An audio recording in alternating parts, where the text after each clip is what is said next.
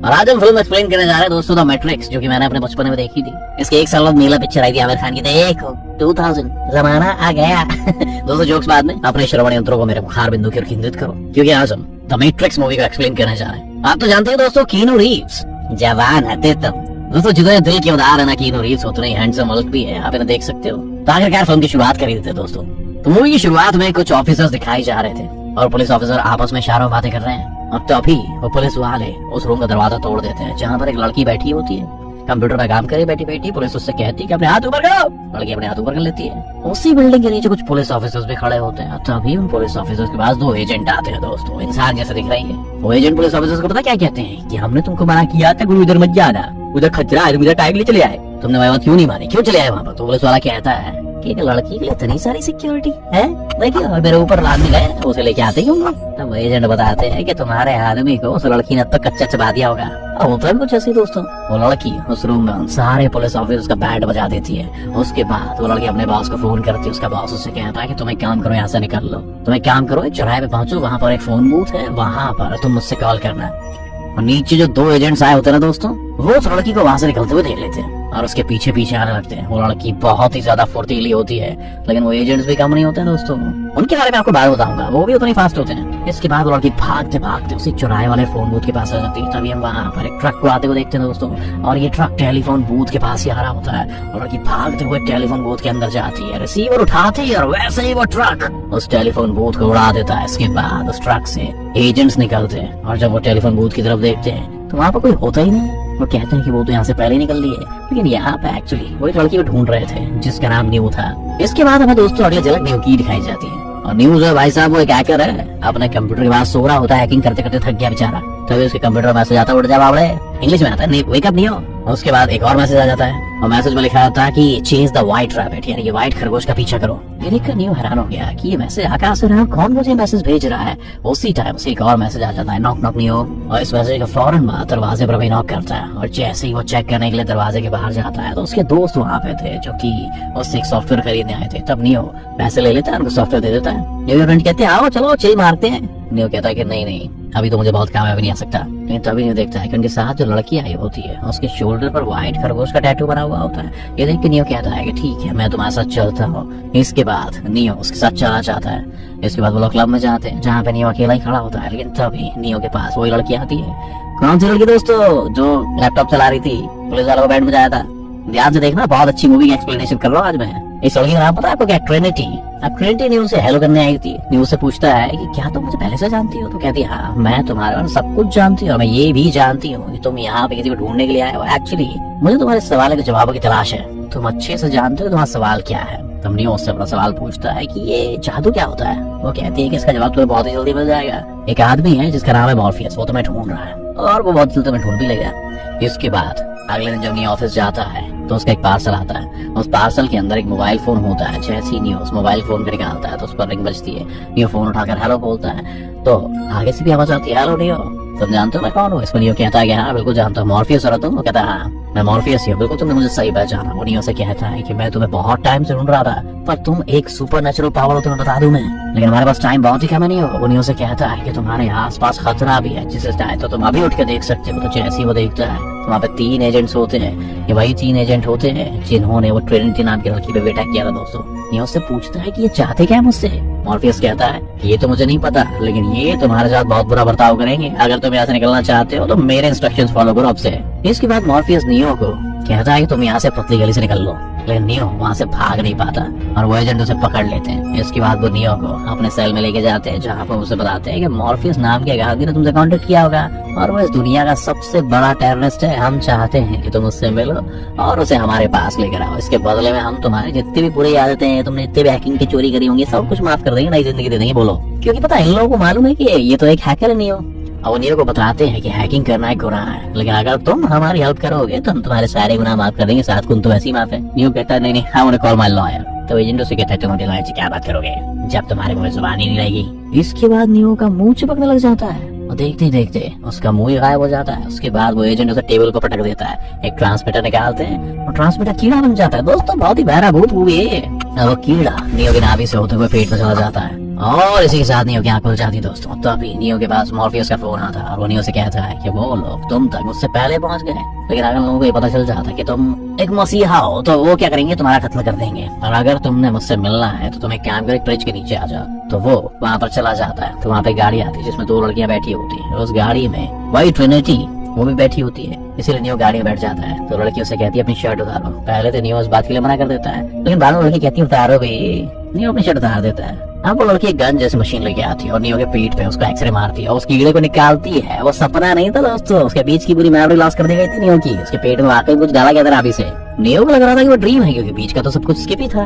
अब वो कीड़े जैसे ट्रांसमीटर जिसकी वजह से वो एजेंट नियो पर नजर रख रहे थे, उसकी हर एक्टिविटी को देख रहे थे, ये लोग उसे फेंक देते हैं। इसके बाद वो नियो को मॉर्फियस के पास लेकर जाते हैं। मॉर्फियस उससे कहता है कि मैं जानता हूँ कि तुम यहाँ पे काहे के लिए आए हो, तुम बहुत कुछ जानते भी हो लेकिन मुझे समझा नहीं सकते। तुम ये तो जानते ही हो इस दुनिया में कोई प्रॉब्लम तो है, लेकिन ये नहीं पता तुम्हें कि वो गड़बड़ आखिर है क्या। यही एक सवाल है जो तुम्हें यहाँ तक खींचे लिया। तुम अच्छे से जानते हो कि मैं क्या बात कर रहा हूँ। तो नियो पूछता है कि जादू है क्या वो। तो मॉर्फियस उससे कहता है कि क्या तुम जानना चाहते हो कि जादू है क्या। नियो कहता है हाँ। मॉर्फियस उसे बताता है कि पूरी दुनिया जादू है बेटा, लेकिन तुमसे दुनिया की सच्चाई छुपाई जा रही है, मालूम है तुम्हें। तो नियो कहता है कि कौन सी सच्चाई मुझे छुपाई जा रही है। तो नियो कहता है कि अनलकीली मैजिक को कभी समझा नहीं जा सकता, बल्कि इससे मैजिक को तुम्हें खुद समझना होता है। उसी टाइम मॉर्फियस 2 गोलियां दिखाता है, एक नीले कलर की और एक लाल कलर की।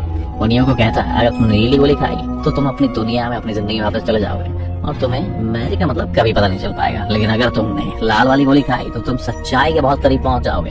और तभी यहाँ पे नियो रेड वाली गोली खाता है। तभी मॉर्फियस दूसरे रूम में लेके जाता है, कहता है स्वागत है बेटा तुम्हारा, जहाँ पे बहुत सारी मशीन्स होती हैं। एक्चुअली यही उनका ऑपरेटिंग रूम होता है। इसके बाद वो नियो के रूम पे बहुत सारे सेंसर्स लगा देते हैं। यहाँ पर मॉर्फियस उसे बताता है कि जो रेड गोली तुमने खाई है ना, वो एक्चुअली में कंप्यूटर का एक प्रोग्राम है जो तुम्हें हैक करेगा।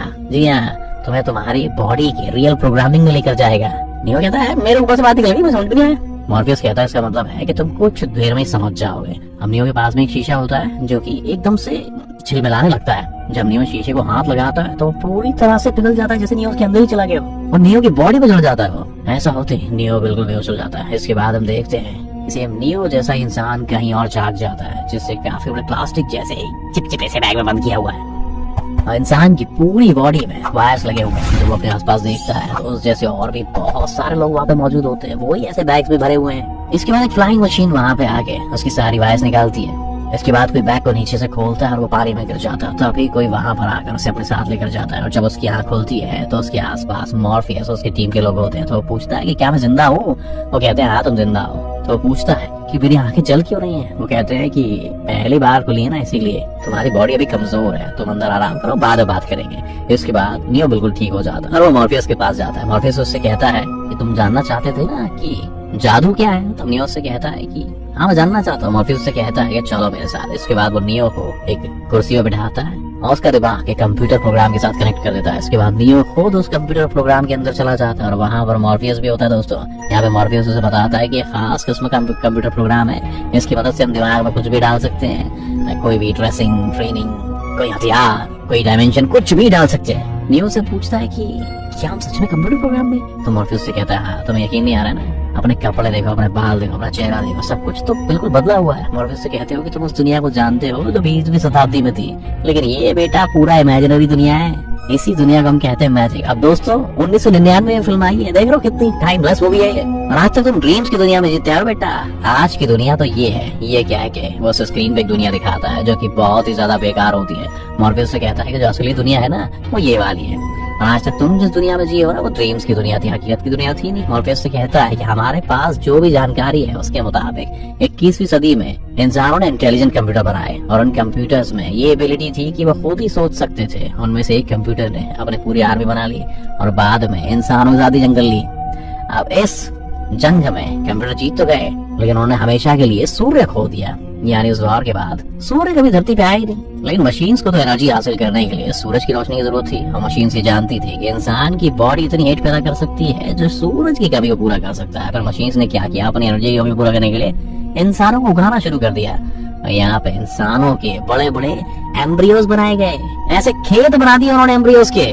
मॉर्फियस ने बताया कि इतने इतने खेत है, मैं वहां पे जाके अपनी आंखों से देख के आया हूँ मैं। ये सीन नियो भी देख चुका था, क्योंकि उस टाइम जब नियो की आंख खुली थी ना उस बैग में, लेकिन उसे कुछ भी समझ में नहीं आया था कि यहाँ पर मॉर्फियस के कहने का मतलब ये था कि दुनिया में जितनी मशीन है ना वो सब रोबोटिक हैं, पावरफुल हैं, हमसे काफी ज्यादा इंटेलिजेंट हैं, जो इंसानों का इस्तेमाल करती है खुद को जिंदा रखने के लिए, एनर्जी हासिल करने के लिए। इसीलिए वो इंसानों को भगाती है, जहाँ पे इंसानों को पैदा करती है, जहाँ पर इंसान जिंदा तो होता है लेकिन कोई भी होश में नहीं होता है, बल्कि वो सारे के सारे एक स्लीपिंग चैम्बर में होते हैं। और इंसानों का खाना ये होता है, जो इंसान मर जाते हैं उन्हें मेल्ट करके पाइप्स के थ्रू और इंसानों को खिलाया जाता है, जो स्लीपिंग चैम्बर में होता है ना उनको। यहाँ पर न्यूज से पूछता है कि मैजिक क्या है, तो मॉर्फियस कहता है कि मैजिक भी एक कंप्यूटर प्रोग्राम है, और ये प्रोग्राम मशीन ने इंसानों के लिए बनाया था ताकि वो इंसानों को अपने कंट्रोल में कर सके, क्योंकि वो ड्रीम्स की दुनिया है ना कि हकीकत की। ये सुनकर नियो कहता है कि यार मुझे यकीन ही नहीं हो रहा है। मॉर्फियस कहता है कि हाँ मैं जानता हूँ तुम्हें यकीन नहीं होगा, लेकिन सच्चाई तो यही है और इस सच्चाई को तुम्हें एक्सेप्ट करना पड़ेगा। ये सारी बातें सुन के नियो की खोपड़ी खोपड़ी खलबली मच जाती है, उसका भेजा फ्राई हो जाता है। वो कहता है मुझे जल्दी से, जितना जल्दी हो सके इस कंप्यूटर प्रोग्राम से मुझे बाहर निकाल दो। बाहर आने के बाद नियो कहता है कि मुझे तुम्हारी बातों में बिल्कुल भी यकीन नहीं है, और नियो बेहोश हो जाता है। और जब उसका होश आता है तो उसके सामने मॉर्फियस आता है। वो नियो से कहता है कि मॉर्फियस काश तुम मुझे सब बातें ना बता तो बहुत ही अच्छा होता है। मॉर्फियस उसे कहता है क्या वाकई तुम मैजिक से बाहर नहीं निकलना चाहते? इस बात पर नियो कोई जवाब नहीं देता। मॉर्फियस उससे कहता है कि आज तक जिस ड्रीम की दुनिया में तुम जीते आए हो वो 20वीं सेंचुरी की दुनिया है, लेकिन हकीकत में हम 22वीं शताब्दी में बैठे। उसके बाद नियो को ये भी बताता है कि जब जादू पैदा हुआ था उसके साथ एक ऐसा इंसान भी पैदा हुआ था जिसके पास वो सारी ताकतें थी और सुपरनेचुरल पावर्स थी। और आज जो कुछ भी हम कर रहे हैं सब कुछ उसी ने शुरू किया था, और उसके अंदर जादू को कंट्रोल करने की वो सारी पावर्स भी थी, और वही हमें इस मैजिक से आजाद भी करवा सकता है। लेकिन वो मर गया। लेकिन उसके मरने के बाद ऑरेकल ने पता एक और प्रेडिक्शन की कि ऐसा मसीहा दोबारा पैदा होगा और वो इस जादू को डिस्ट्रॉय करेगा, वो वॉल को रुकवाएगा और हमें इस मैजिक से आजाद करवाएगा। इसीलिए तो हम बार बार मैजिक में जाते थे ताकि हम उस पावर से आने वाले मसीहा को ढूंढ सकें। लेकिन आज हमारी तलाश खत्म हो गई है, क्योंकि वो पावर से रखने वाला मसीहा कोई और नहीं बल्कि तुम ही हो। इसके बाद वो नियो के ब्रेन को कंप्यूटर से कनेक्ट करते हैं और उसके दिमाग में लड़ाई से संबंधित सारी इन्फॉर्मेशन डाल देते हैं, और अब नियो को लड़ाई की बहुत अच्छी स्किल्स आने लग गई थी। इसके बाद नियो मॉर्फियस के साथ एक कंप्यूटर प्रोग्राम में जाता है और वहाँ पर लड़ाई की प्रैक्टिस करता है। नियो और मॉर्फियस एक बिल्डिंग से दूसरी बिल्डिंग पर जंप करने की प्रैक्टिस करते हैं। यहाँ पर नियो कहता है कि तुम भी ऐसा कर सकते हो। नियो से पूछता है कि क्या मैं ऐसा कर पाऊंगा? जिसको वो कहता है हाँ तुम कर पाओगे, तुम्हें खुद पर विश्वास होना चाहिए पहले। लेकिन जब नियो ऐसा करता है तो वो जंप नहीं लगा पाता और जमीन पे गिर जाता है। लेकिन जब उसे हो जाता है तो उसकी नाक से खून आ रहा होता है। तो खून देख के नियो कहता है कि मुझे तो लगा था कि वो एक इमेजिनरी दुनिया है। तो मॉर्फियस से कहता है कि तुम्हारा दिमाग उसे बिल्कुल वास्तविक भी बना सकता है। अगर हमारी इमेजिनरी वर्ल्ड में मौत हो गई तो मौत यहाँ भी हो सकती है। मॉर्फियस उसे कहता है कि दिमाग के बगैर इंसान की बॉडी कुछ नहीं है। इसका मतलब है कि जब कोई इमेजिनरी वर्ल्ड में हम जाते हैं तो हमारी बॉडी तो यही रहती है, लेकिन दिमाग इस दुनिया में चला जाता है। मॉर्फियस से ये भी बताता है कि मॉर्फियस वर्ल्ड में जो एजेंट्स हैं ना वो बहुत पावरफुल हैं। अब क्योंकि इमेजिनरी वर्ल्ड है इसलिए उनकी पावर्स भी लिमिटेड ही हैं। लेकिन ये भी सच है कि जिस इंसान ने भी उन एजेंट्स के खिलाफ बगावत किया है ना वो इंसान बच नहीं पाया बिल्कुल भी। लेकिन मैं जानता हूँ कि तुम जीतोगे। नियो पूछता है कि क्या मैं उन गोलियों से बच पाऊंगा? जिस पर मॉर्फियस कहता है कि अगर तुम बिल्कुल तैयार हो जाओगे तो वो गोलियां तुम्हें टच भी नहीं कर पाएंगी। तब हम देखते हैं कि ट्रिनिटी को नियो से प्यार हो गया था। इस बात से इनकी टीम का एक मेंबर साइफर जिसका नाम है वो जेलस हो जाता है, क्योंकि वो ट्रिनिटी को वो भी प्यार करता था। इसलिए वो एजेंट से जाकर मिल जाता है और उनसे कहता है कि मैं वापस इसी इमेजिनरी वर्ल्ड में आना चाहता हूँ। तुम एक काम करो, मेरी बॉडी को उसी इमेजिनरी सेटअप में भेज दो और मेरी उन सारी मेमोरीज को मिटा देना जो मैंने इंसान बनकर जी थी, और इस दुनिया में मैं किसी सेलिब्रिटी और अमीर बनना चाहता हूँ। एजेंट कहता है कि जो तुम मांगोगे वो तो मिल जाएगा, तुम बस हमें उस कंप्यूटर का कोड दे दो मॉर्फियस का, यानी कि जाइन शेयर के। जाइन शेयर के कंप्यूटर कोड मिलने मतलब पता है क्या दोस्तों, कि इससे उन्हें उसका एड्रेस मिल जाएगा जो भी रिकॉर्ड मॉर्फियस के हैं। और एक बार उनके हाथ अगर ये चीज लग गई तो वो सारी चीजों को तबाह कर देंगे, सब कुछ, यानी कि सब कुछ उनका पूरा किया था प्लान। साइफर कहता है कि जाइन के शहर के कंप्यूटर का कोड तो मेरे पास नहीं है, लेकिन मैं उस आदमी को तुम्हारे हवाले कर सकता हूँ जिसके पास ये कोड है, यानी कि मॉर्फियस। इसके बाद हम देखते हैं कि मॉर्फियस नियो को एक ऑरेकल के पास लेकर जाता है। तब ऑरेकल उससे पूछती है कि क्या तुम्हें लगता है कि तुम मसीहा हो? तब नियो कहता है कि मुझे नहीं पता मैं कौन हूँ, मैं इस बारे में कुछ नहीं जानता। इसके बाद वो ऑरेकल नियो के हाथ देखती है, उसका चेहरा देखती है और कहती है कि तुम्हारे अंदर एक हुनर है लेकिन तुम्हें उस बात का एहसास नहीं है, तुम्हें किसी चीज का इंतजार है। वो ऑरेकल उसे बताती है कि तुम्हारी जिंदगी में एक वक्त ऐसा भी आएगा जब एक तरफ तुम मॉर्फियस की जिंदगी लोगे और दूसरी तरफ तुम्हारी जिंदगी होगी, तुम्हें दोनों में से एक चुनना होगा कि तुम क्या चुनोगे। इसके बाद नियो और उसकी टीम वापस अपनी जगह पर जाने लगते हैं। यहाँ पर वो लोग एक बिल्डिंग से और गुजर रहे होते हैं, लेकिन तभी नियो को एक काली बिल्ली दिखाई देती है। और जब नियो आगे जा रहा होता है तो वो देखता है कि एक और ऐसी बिल्ली दूसरी बार भी आई है। तभी नियो ये बात अपनी टीम को बताता है और कहता है कि अभी मैंने एक बिल्ली को आते हुए देखा, और जब वो बिल्ली चली गई तो सेम उसी तरीके से उसी पोजीशन में वो बहुत दूसरी बिल्ली आ गई। तो सब लोग समझ जाते हैं कि यहाँ पर जरूर कोई पंगा है। यहाँ पर गड़बड़ की थी साइफर ने। असल में जब वो लोग ऑरेकल के पास गए थे तो साइफर ने जानबूझ के अपना मोबाइल डस्टबिन में फेंक दिया था ताकि एजेंट्स को उसका पता चल जाए। आखिर वो भी तो मॉर्फियस की टीम में ही था। अब जब उन्हें उनका पता चल जाता तो वो पूरी बिल्डिंग को ही मैजिक बना देते, यानी कि वो साइफर उन्हें सब कुछ फंसाने के लिए कर रहा था। और बिल्कुल ऐसा ही होता है दोस्तों, सब लोग फंस जाते हैं क्योंकि वहाँ से वापस जाने के सारे रास्ते बंद होते हैं। साथ ही एजेंट्स और उनकी पूरी टीम भी आ चुकी है। अब उनके पास वापस जाने का एक ही रास्ता था, 8वें माले पर। और 8वें माले पर उन्हें दीवार के सारे चिप का निकलना होगा। अब एजेंट्स को ये तो पता चल जाता है कि वो 8वें माले पर है, लेकिन ये नहीं पता चलता कि 8th फ्लोर पे है कहाँ। इसीलिए एजेंट्स उन लोगों को अंदर की साइड में ढूंढने लगते हैं, लेकिन वो लोग तो बाहर होते हैं दीवार की दूसरी तरफ। और तभी यहाँ पर साइफर जानबूझ के फांसता है, जिससे एजेंट्स को पता चल जाता है कि वो दीवार के पीछे है, इसलिए वो गोलियां चलाने लगते हैं। तभी एजेंट दीवार तोड़कर नियो को पकड़ लेता है, और जब वो नियो को खींचकर अपनी तरफ खींचने वाला होता है तो मॉर्फियस अपने सिर से दीवार तोड़कर अंदर घुस जाता है और नियो को बचा लेता है। और यहाँ पर वो खुद को उन्हें पकड़वा देता है। इसके बाद वो सब लोग भाग जाते हैं, और जब वो सब लोग भाग रहे होते हैं तो साइफर जानबूझकर गिर जाता है ताकि वो एजेंट उसे पकड़ ले, क्योंकि वो तो उनके साथ मिला हुआ था। बाकी तो भाग जाता है, लेकिन साइफर को एजेंट पकड़ लेते हैं। इसके बाद साइफर उनको कॉल करता है, यानी कि जहाँ पर वो सब बॉडी थी। यहाँ पर साइफर झूठ बोलता है कि हमारी गाड़ी का एक्सीडेंट हो गया है और मैं बच गया हूँ, तो मुझे एक काम करो वापस ले लो। तो उसे कहा जाता है कि उसके पास जो फोन बूथ है वो वहाँ पर जाए और वो उसे ले लिया जाएगा। अब यहाँ पर दोस्तों नोट करने वाली बात यह है कि इन लोगों का ब्रेन वापस उनकी बॉडी में फोन के जरिए जा सकता है। जब भी मतलब ये इमेजिनरी वर्ल्ड में जाएंगे तो फोन के थ्रू ये वापस आ सकते हैं। इसीलिए इमेजिनरी वर्ल्ड में जगह जगह पर इनके फोन लगाए हुए होते हैं ताकि उसकी मदद से ये लोग इमेजिनरी वर्ल्ड से असली दुनिया में वापस आ सके। इसके बाद साइफर का माइंड वापस उसकी बॉडी में आ जाता है। इसके बाद जब ऑपरेटर बाकी लोगों को बुलाने के लिए उनसे कांटेक्ट करते हैं तो पीछे से साइफर उन सारे ऑपरेटर्स को मार डालता है। और जब ट्रिनिटी ऑपरेटर को कॉल करती है तो वो कॉल ऑपरेटर नहीं बल्कि साइफर उठाता है। यहाँ पर साइफर रिवील करता है कि सब मुझ कुछ मैंने किया है, मॉर्फियस को भी मैंने फंसाया और अब मैं दुनिया से तंग आ चुका हूँ, वापस से इमेजिनरी वर्ल्ड में जाना चाहता हूँ मैं। वो कहती है कि वो असली दुनिया नहीं है, वो इमेजिनरी दुनिया है, असली दुनिया तो यही वाली है। तो वो कहता है कि ये दुनिया तो बेकार है, इससे अच्छी तो वो इमेजिनरी वर्ल्ड ही है। मैं तुमसे प्यार किया और तुमने नियो को चूज कर लिया। अब बस मैं एक एक करके तुम सबको मरता हुआ देखना चाहता हूँ। इसके बाद साइफर एक एक करके उन सब के ब्रेन से लगी वायर्स को हटा लेता है, जिसकी वजह से 2 लोग वहीं मर जाते हैं। फिर साइफर ट्रिनिटी से पूछता है कि क्या तुम्हें लगता है कि वो नियो वो गधा वो एक मसीहा है? तो कहती है कि हाँ मुझे लगता है कि है वो। तो साइफर कहता है ठीक है यहाँ देखते हैं तो तुम्हारे मसीहा को बचाता कौन है, मैं यहाँ से उसकी बाहर निकाल दूंगा, अब देखते हैं कि उसकी रक्षा कौन करेगा। इसके बाद साइफर जैसे ही उसकी बाहर निकालने वाला होता है तो वहाँ पर वो लोग जिन्हें उसने मारा होता है उनमें से एक आदमी जिंदा होता है और यहाँ पर वो साइफर को मार डालता है। इसके बाद वो नियो और ट्रिनिटी को कॉल करता है और वापस से अपनी शिप में बुला लेता है। इधर हम देखते हैं कि एजेंट्स ने मॉर्फियस को पकड़ा हुआ होता है। यहाँ पर वो लोग मॉर्फियस को बताते हैं कि जो दुनिया हमने जो पहले बनाई थी ना वो जन्नत की दुनिया थी, वहाँ पर खुशियाँ खुशियाँ थी, लेकिन जो हमने इंसानों की फसल उगाई ना वो सब बर्बाद होने लगी। क्योंकि जो जन्नत वाली दुनिया थी ना उसमें इंसान जागने की कोशिश करता था। इसके बाद हमने दूसरी ऐसी दुनिया बनाई जहाँ पर दुख तकलीफें और हर वो चीज थी जिसका इंसान बिल्कुल आदी हो चुका है। अब ये सारी चीजें इंसान भी चाहता है, इसलिए हमें दूसरी दुनिया बनानी पड़ी।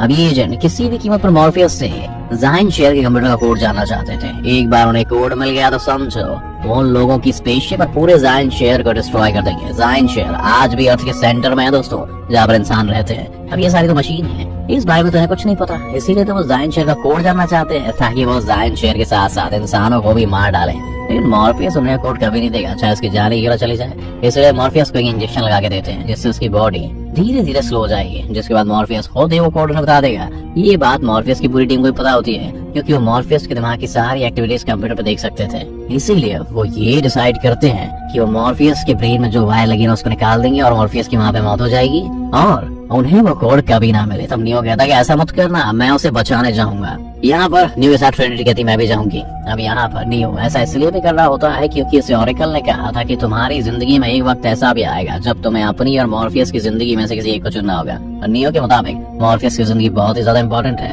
क्योंकि बहुत ही ज्यादा खास इंसान है। इसलिए नियो डिसाइड करता है कि चाहे मेरी जान क्यों न चली जाए लेकिन मैं किसी भी सूरत में मॉर्फियस को बचा के रखूंगा। इसके बाद नियो और ट्रिनिटी एजेंट्स पर हमला कर देते हैं। अब आज से पहले ऐसा कभी भी नहीं हुआ कि किसी इंसानी एजेंट्स ने किसी मशीन पर अटैक किया हो, क्योंकि वो बहुत ही पावरफुल होने के साथ साथ खतरनाक भी है। इसके बाद वो लोग मॉर्फियस को बचाकर वहां से ले जाते हैं। इसके बाद नियो मॉर्फियस को बचा लेता है तो कहता है कि ऑरेकल ने मुझे कहा था कि वो एक ही बचेगा। तो मॉर्फियस कहता है कि ऑरेकल ने वही कहा था जो तुम सुनना चाहते थे। असल में ऑरेकल ने ये भी कहा था कि तुम वही मसीहा हो जिसका सब लोग वेट कर रहे हैं, लेकिन उसने नियो को ये कहा था कि मॉर्फियस तुम पर बहुत यकीन करता है और उसे लगता है कि तुम ही मसीहा हो और वो तो तुम्हारे लिए अपनी जान तक दे सकता है। इसके बाद मॉर्फियस अपने ऑपरेटर से कहता है कि हमें इस इमेजिनरी वर्ल्ड से वापस ले लो। तो ऑपरेटर कहता है कि रेलवे स्टेशन के पास जो टेलीफोन बूथ है ना वो वहाँ पहुंच जाओ और मैं तो वहाँ से वापस ले लेता हूँ। इसके बाद वो लोग वहाँ पर पहुंच जाते हैं जहाँ पर सबसे पहले मॉर्फियस जाता है। इसके बाद जब ट्रिनिटी जा रही होती है तो वहाँ पर एजेंट आ जाता है और तब एजेंट गोली चला देता है और वो गोली रिसीवर को लगती है, लेकिन तब तक ट्रिनिटी जा चुकी होती है। अब वहाँ पर नियो अकेला रह गया था और रिसीवर भी टूट चुका है। नियो के पास जाने का कोई रास्ता नहीं है। अब यहाँ पर नियो और उस एजेंट की बहुत तगड़ी लड़ाई होती है और वो दोनों एक दूसरे भारी पड़ रहे थे। इसके बाद वो एजेंट नियो को ट्रेन के नीचे क्रैश करना चाहता था, लेकिन नियो वहाँ से भाग निकलता है, लेकिन वो एजेंट को वहाँ पर पुश कर देता है, जिसकी वजह से एजेंट उस ट्रेन के नीचे आ जाता है। लेकिन अब क्योंकि वो एक मशीन था इसलिए उसे घंटा कुछ नहीं होता। ट्रेन का दरवाजा खुलता है और उसमें से वो एजेंट बाहर आता है और नियो वहाँ से भाग निकलता है। इसके बाद हम देखते हैं कि जहाँ पे मॉर्फियस था, ट्रिनिटी थी और जहाँ पर नियो की बॉडी थी, वो स्पेसशिप के बारे में मशीन्स को पता चल जाता है और वो मशीन्स उन पर हमला करने के लिए उनकी तरफ बढ़ रही हैं। लेकिन उनके पास एक ईएमपी बटन होता है जिसकी मदद से वो इन मशीन्स को डिस्ट्रॉय भी कर सकते हैं जो उनकी तरफ बढ़ रही हैं। ट्रिनिटी कहती है कि हम जब तक नियो नहीं आ जाता है तब तक इनका यूज नहीं कर सकते। तो मॉर्फियस कहता है कि तुम टेंशन ना लो, वो आ जाएगा, क्योंकि मॉर्फियस को पूरा यकीन था कि वही मसीहा है। और यहाँ पर नियो एक फोन की तरफ भाग रहा होता है जिसकी वजह से वो वहाँ पर जा सकता है, लेकिन जब वो फोन के पास पहुंचता है वहाँ पर एजेंट आ जाता है और यहाँ पर वो नियो को बहुत सारी गोलियां मार देता है जिससे नियो मर जाता है। अब ये देखकर मॉर्फियस और ट्रिनिटी काफी दुखी हो जाते हैं। तब ट्रिनिटी रोते हुए कहती है कि मुझे ऑरेकल ने कहा था कि जिस इंसान से मुझे प्यार होगा वही मसीहा होगा और मुझे कोई डर नहीं है क्योंकि मुझे तुमसे प्यार है, यानी कि तुम ही मसीहा और तुम मर नहीं सकते। और इसके बाद हम इमेजिनरी दुनिया में देखते हैं कि नियो दोबारा जिंदा हो गया है। तीनों एजेंट ये देखकर काफी हैरान हो जाते हैं और उसकी तरफ गोलियां चलाते रहते हैं, लेकिन नियो गोलियों की तरफ अपना हाथ करता है, गोलियां वहीं पर रुक जाती हैं। इसके बाद वो गोली को पकड़ के नीचे फेंकता है और बाकी सारी गोलियां भी नीचे गिर जाती हैं। इसके बाद मेन एजेंट नियो से फाइट करने लग जाता है, जहाँ पर नियो उसे बहुत मारता है क्योंकि तब नियो बहुत ज्यादा पावरफुल हो गया था। उसने जो फाइटिंग स्किल सीखी थी सब उस इमेजिनरी वर्ल्ड में वो अपने दिमाग का यूज करके कर सकता था, क्योंकि सच में वही मसीहा है जिसका सबको इंतजार था।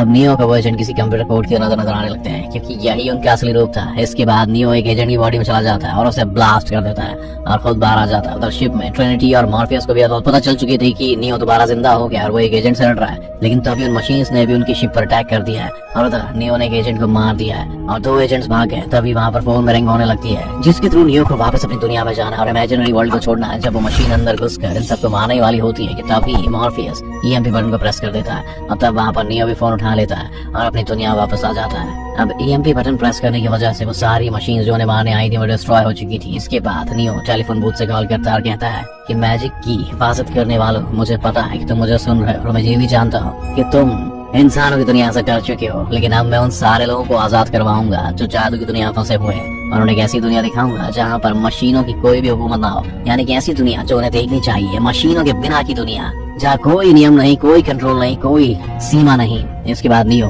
फोन बंद कर देता है और सुपरमैन की तरह आसमान में उड़ जाता है। इसी के साथ मूवी खत्म हो जाती है। दोस्तों, इस मूवी से हमें ये शिक्षा मिलती है कि मशीनों का गुलाम हमें नहीं होना चाहिए। मैंने पहले ही कहा था ना, इस मूवी का एक्सप्लेनेशन आपके होश उड़ा देगा। मूवी अच्छी लगी तो हमारे वीडियो को लाइक करें, नहीं अच्छी लगी तो दोस्तों डिसलाइक कर दें। लेकिन हमारे चैनल को जरूर सब्सक्राइब करें क्योंकि हमारा चैनल भी नया है और हमें आपका साथ चाहिए। धन्यवाद।